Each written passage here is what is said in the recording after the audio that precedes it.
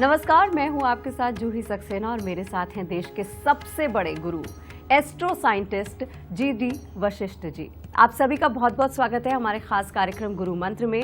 और गुरु जी, आपका भी बहुत बहुत स्वागत है। माता रानी सदा सुखी रखे, खुश बख्शे।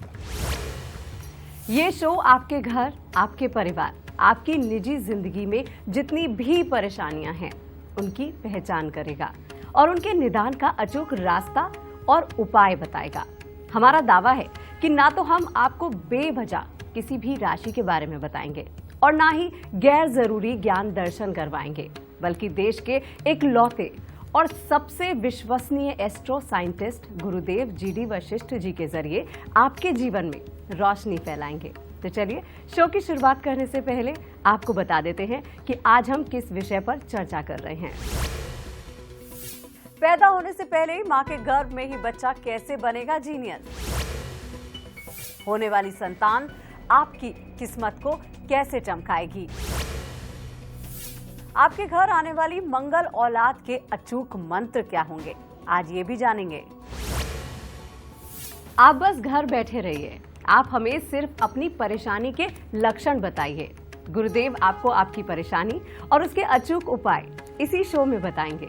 आज की भागती दौड़ती जिंदगी में अपने बच्चों को समय दे पाना बहुत मुश्किल हो जाता है। इसके बावजूद लोग चाहते हैं कि उनका बच्चा जीनियस बने। गुरुदेव आपसे जानना चाहते हैं कि जब गर्भ में बच्चा आता है तब से ही उसकी परवरिश शुरू हो जाती है। बेशक। तो गर्भ से लेकर जब वो पैदा होता है तो ऐसे कौन से लक्षण होते हैं जो हमें पता चले कि हमारा बच्चा जीनियस बनेगा या नहीं बनेगा, ये आपसे जानना चाहते हैं। बेटा, इसके लिए आप देखते हैं कि जब भी शादी होती है उसके लिए बहुत ही शुभ मुहूर्त निकाला जाता है।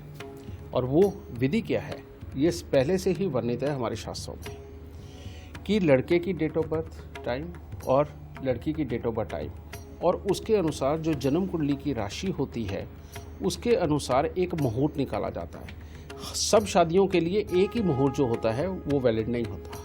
अलग अलग राशियों के मिलन से जो मुहूर्त काम का होता है उनके हिसाब से वही शादी के लिए तय किया जाता है, यानी कि अलग अलग राशियों का अलग अलग मुहूर्त होता है।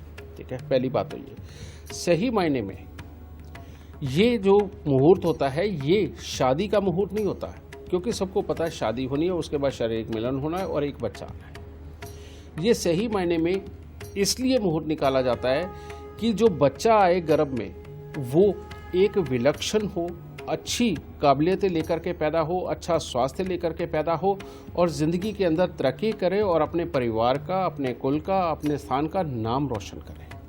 मुहूर्त सही मायने में इस चीज़ के लिए निकाले जाते हैं। पहली बात तो ये है। और दूसरी बात, अब जब बच्चा माँ के गर्भ में आ गया उस वक्त में कई तरह की छोटी मोटी तकलीफ़ें आती हैं। उसके लिए बहुत ही अच्छी अच्छी चीज़ें हमारे शास्त्रों में बताई गई है कि गर्भ के अंदर बच्चे की रक्षा कैसे की जाए। सबसे पहले आपने देखा होगा कि जिस औरत ने भी गर्भ धारण किया है उसके लिए ख़ास तौर पे हिदायत होती है कि बहुत ज़्यादा जोश में नहीं आना, गुस्सा नहीं करना, अच्छी अच्छी बातें सोचनी है, भगवान का नाम लेना है। ये सब तो बताया जाता है। ये सब कुछ इसलिए बताया जाता है कि हमारा ब्लड सर्कुलेशन बहुत ज़्यादा फास्ट ना हो और धैर्य रहे। और जब तक आपका ब्लड प्रेशर फास्ट नहीं होगा तब तक बच्चे के ऊपर कोई भी बुरा इम्पैक्ट नहीं आएगा। ठीक है, ये चीज़। दूसरी बात, बच्चा गर्भ के अंदर है उसको एक अच्छी ऑक्सीजन चाहिए। माँ का जो खून है वो उसको पौष्टिक आहार पहुंचा सके, इस चीज़ की ताकत चाहिए। और बच्चे की हड्डियाँ, उसका मांस, उसका दिमागी विकास वो बहुत अच्छा हो, समझ गए। इसके लिए कुछ एक उपाय होते हैं जो माँ को ज़रूर करना चाहिए। और बच्चे को चाहिए क्या होता है, सबसे पहली बात, सबसे पहले बच्चे का दिमागी विकास बहुत उत्तम हो। बच्चे का दिमागी विकास करने के लिए हमें चंद्रदेव की एनर्जी की ज़रूरत पड़ती है।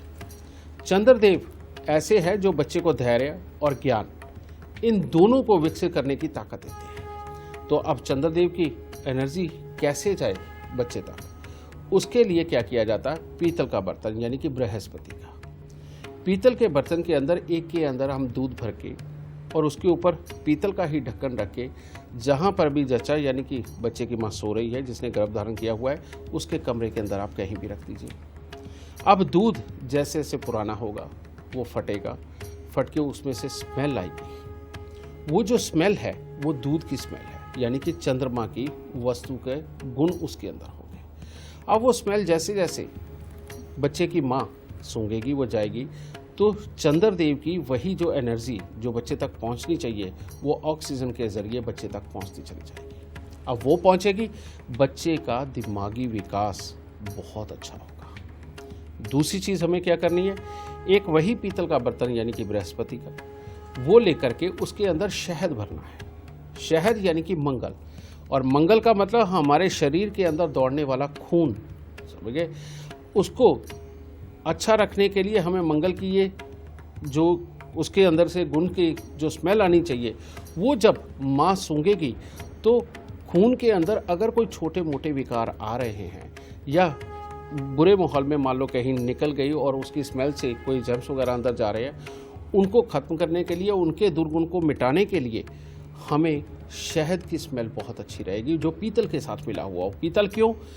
पीतल मैं आपको बता देता हूँ, हम बृहस्पति के बारे में बात कर रहे हैं, तो बृहस्पति ऑक्सीजन का कारक है। आपने देखा होगा कि वर्ल्ड में सबसे ज़्यादा ऑक्सीजन देने वाला पेड़ कौन सा है? पीपल का पेड़।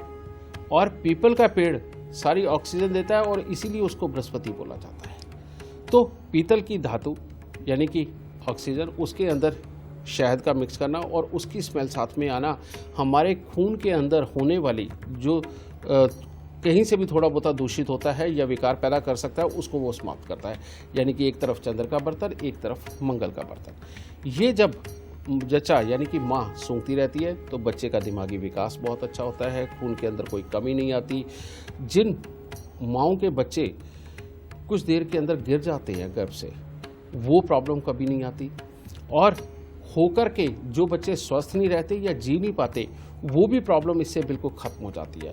और इसको और अच्छा करने के लिए हम क्या कर सकते हैं? वो कर सकते हैं कि एक कपड़े की लीर हमें फाड़नी है जो लाल रंग का कपड़ा हो।